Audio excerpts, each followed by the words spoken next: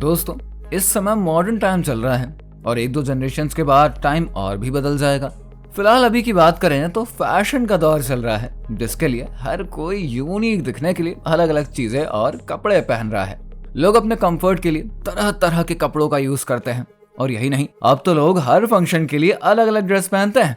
बढ़िया डिजाइन और सुंदरता में चार चांद लगाने वाले कपड़े आखिर कैसे बनते हैं, क्या आपने कभी ये सोचा है? अगर नहीं तो परेशान मत होइए, आज की हमारी वीडियो इसी टॉपिक पर तो बनी है, जिसमें कि हम आपको बताएंगे कि फैक्ट्री में कपड़े कैसे बनाए जाते हैं। लेकिन उससे पहले अगर आप हमारे चैनल को पहली बार देख रहे हैं तो चैनल को करिए सब्सक्राइब और बेल आइकन के बटन को जरूर प्रेस कर दीजिए, जिससे कि हमारे चैनल पर आने वाली हर एक अपडेट आपको सबसे पहले मिल सके। तो चलिए बिना देरी किए वीडियो को शुरू करते हैं। दोस्तों, कपड़ा बनाने के लिए रॉ मटेरियल्स की जरूरत होती है। कपड़ा बनाने के लिए जिन रॉ मटेरियल्स को यूज किया जाता है उन्हें कच्चा फाइबर कहा जाता है। कच्चे फाइबर को दो भागों में डिवाइड किया जाता है। पहला नेचुरल फाइबर और दूसरा होता है आर्टिफिशियल फाइबर। अगर दोनों फाइबर्स के बारे में आपको बताएं तो नेचुरल फाइबर के तहत कपास, ऊन या रेशम आता है और आर्टिफिशियल फाइबर के तहत नायलॉन या फिर पॉलिएस्टर आता है। आज हम आपको अपनी वीडियो में कपास के कपड़े बनाने की फैक्ट्री मेकिंग प्रोसेस बताएंगे। अब जब आपको कपास से कपड़ा तैयार करने का प्रोसेस बता रहे हैं ना, तो आपको हम ये भी बताते चले कि कपास आता कहाँ से है। दोस्तों, कपास को खेतों में उगाया जाता है। कपास की खेती के लिए किसान सबसे पहले खेत को तैयार करते हैं और उसमें कपास के अच्छे किस्म के बीजों को बोया जाता है। उसके बाद खेतों में समय समय पर खाद और पानी डालते हैं। बुआई के कुछ दिनों बाद कपास की फसल आने लगती है और जब कपास के पौधों पर कपास बॉल्स अच्छे से उग जाता है ना, तब बारी आती है इसके हार्वेस्टिंग की। कपास की फसल के हार्वेस्टिंग के लिए हर जगह अलग अलग तरीके का यूज किया जाता है। कई जगहों पर कपास की बॉल्स को किसान खुद अपने हाथों से तोड़कर इकट्ठा करते हैं और कई जगहों पर बड़ी बड़ी मशीनों से कपास बॉल्स की हार्वेस्टिंग करी जाती है। देखा जाए अब ज्यादातर मशीनों से ही कपास की फसल की हार्वेस्टिंग होती है। कुछ इस तरीके की बड़ी मशीन कपास के खेतों से पौधों से कपास को अलग करती जाती है और ऑटोमेटिकली इनका बंडल भी बनाती जाती है। जब कपास की फसल को पूरी तरीके से हार्वेस्ट करके उसका बंडल बना लिया जाता है ना, तब इनको वर्कर्स ट्रकों में लोड कर देते हैं। इसके बाद ट्रकों में कपास के बंडल्स को फैक्ट्री में पहुंचाया जाता है। फैक्ट्री में पहुंचने के बाद वर्कर्स ट्रकों से कपास के बंडलों को उतार लेते हैं। कपास जब फैक्ट्री में पहुंच जाती है तब सबसे पहले कपास को सफाई के प्रोसेस से गुजारा जाता है। कपास की सफाई के लिए वर्कर्स कपास को थोड़ा थोड़ा करके कॉटन जिन मशीन में डालते जाते हैं। ये मशीन कपास के रेशों से कपास के बीज और दूसरी गंदगी को उससे दूर करते हैं। इस प्रोसेस को जिनिंग कहा जाता है। जिनिंग का प्रोसेस होने के बाद कपास से सारी गंदगी निकल जाती है। साथ ही ये मशीन कपास को बारीक फाइबर में भी बदल देती है।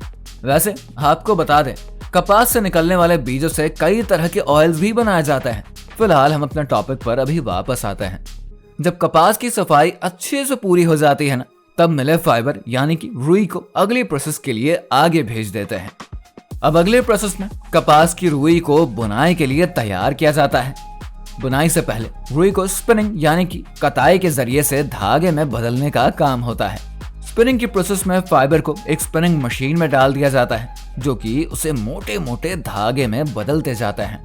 जब रुई से मोटे मोटे धागे तैयार हो जाते हैं ना, तब इन मोटे धागों को वार्पिंग यानी कि कताई के लिए तैयार किया जाता है, जिसमें कि धागे को स्पेशल पैटर्न में व्यवस्थित करते हैं ताकि बुनाई के दौरान ये सही ढंग से काम कर सके। कताई कपड़ा बनाने का प्राइमरी और एक बड़ा प्रोसेस है। इसमें मोटे धागे को धागा वार्पिंग मशीन में डालकर पतला किया जाता है। जब मोटे धागे को वार्पिंग मशीन में डाल दिया जाता है ना, तब ये मशीन मोटे धागे के रेशों को ऐंठ कर पतले धागे में बदल देती है। पहले के समय में कताई का काम हाथों से किया जाता था, लेकिन अब ऑटोमेटिक मशीन्स की मदद से यह आराम से हो जाता है। दोस्तों, जब कताई का काम पूरा कर लिया जाता है तब बारी आती है बुनाई की। बुनाई के दौरान कपास के मोटे मोटे धागों को मशीनों की मदद से एक दूसरे के साथ जोड़ दिया जाता है। बुनाई की बात करें तो फैक्ट्री में बुनाई, वीविंग और निटिंग दो तरह की चीजें होती हैं। वीविंग में एक सेट के धागों को दूसरे सेट के धागों के ऊपर नीचे बुनकर कपड़ा तैयार किया जाता है। निटिंग में धागों को एक दूसरे के साथ एक खास तरीके से जोड़कर कपड़ा तैयार किया जाता है। इन दोनों तरीकों से बुनाई करके कपड़ा तैयार हो जाता है। हालांकि उनके फायदे और यूजेस काफी अलग अलग होते हैं। जब बुनाई का काम पूरा कर लिया जाता है ना, तब कपड़े को आगे डाई यानी कि रंगाई करने के लिए भेज दिया जाता है। कपड़े के डाई प्रोसेस के दौरान कपड़े को रंगीन केमिकल्स में डुबोया जाता है ताकि उसमें उन्हीं केमिकल्स का रंग आ जाए। कपड़े को अलग अलग रंग देने के लिए अलग अलग कलर के केमिकल्स का यूज किया जाता है। कई फैक्ट्रियों में जब कताई करके मोटे धागे को पतला किया जाता है ना, तब उन पतले धागों को डाई कर लिया जाता है। पर अधिकतर डाई कपड़े तैयार होने के बाद ही किए जाते हैं। कपड़े पर रंगाई के बाद उसे अच्छे तरीके से धोया जाता है और उसके बाद उसको सुखाया भी जाता है ताकि कपड़े का रंग स्टेबल हो सके और कपड़े की क्वालिटी भी बनी रहे। जब कपड़ों पर अच्छे से रंग चढ़ जाता है तब उन्हें आगे के प्रोसेस के लिए फिर भेज दिया जाता है। रंगाई के बाद अब कपड़ों को फिनिशिंग के लिए भेज दिया जाता है। फिनिशिंग के प्रोसेस में कपड़े को प्रेस किया जाता है ताकि वो एक समान और एकदम चिकना बन सके। इसके बाद कपड़े पर सॉफ्टनिंग वाटर रिपेलेंट कोटिंग करी जाती है। इस प्रोसेस की मदद से कपड़े की कोटिंग और लुक्स को और भी अच्छा बनाया जाता है। जब कपड़े की फिनिशिंग पूरी कर ली जाती है तब उसके बाद कपड़े को काटने और सिलने के लिए आगे भेज दिया जाता है। इस प्रोसेस में कपड़े को कई आकारों और डिजाइन में काट लिया जाता है। इसके बाद कपड़े को सिलाई के लिए फिर आगे भेज दिया जाता है। सिलाई के दौरान कपड़े को एक पैटर्न के अनुसार उसकी सिलाई करी जाती है जिससे कि वो कपड़े हमारे और आपके पहनने के लिए तैयार हो सके।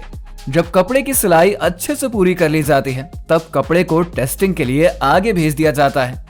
इस टेस्टिंग के दौरान कपड़े की क्वालिटी, कपड़े की सिलाई की मजबूती और फिटिंग की टेस्टिंग करी जाती है। जब कपड़े की टेस्टिंग पूरी हो जाती है और सब कुछ एकदम सही रहता है तब कपड़े को पैकेजिंग के लिए आगे की तरफ भेज देते हैं। पैकेजिंग के दौरान कपड़े को सबसे पहले एक प्लास्टिक की पन्नी में पैक कर लिया जाता है।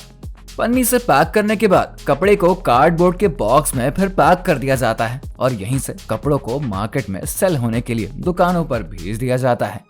और अब बस इसी के बाद आप कपड़े की दुकान पर जाकर अपने मनपसंद और फिटिंग के कपड़ों को खरीद ले आते हैं। तो दोस्तों, ये तो था कपास यानी कि कॉटन से कपड़े बनाने का पूरा प्रोसेस। लेकिन ये कपास आखिर आया कहाँ से है? इसे किस देश ने खोज कर कपड़े बनाने के लिए यूज करना शुरू किया? अगर कपास के इतिहास पर एक नजर डालें तो आज से नहीं बल्कि प्राचीन काल से ही आम जनता में ये लोकप्रिय है।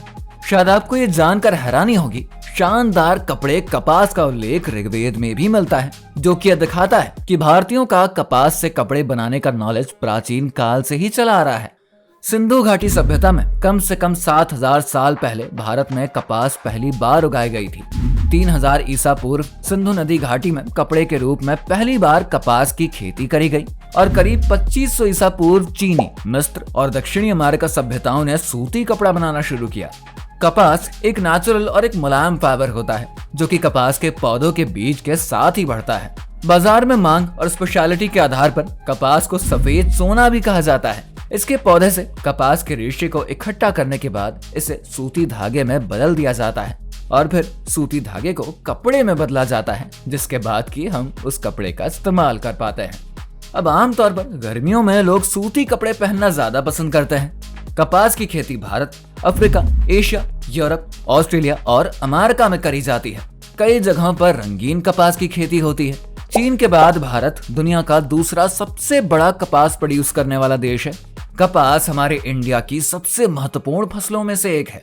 भारत हजारों वर्षों से कपड़ों के लिए कपास का ही प्रोडक्शन कर रहा है और आज कपास उद्योग में काम करने वाले लाखों लोगों के साथ लगभग 5.8 लाख किसान कपास की खेती करके अपना जीवन यापन कर रहे हैं।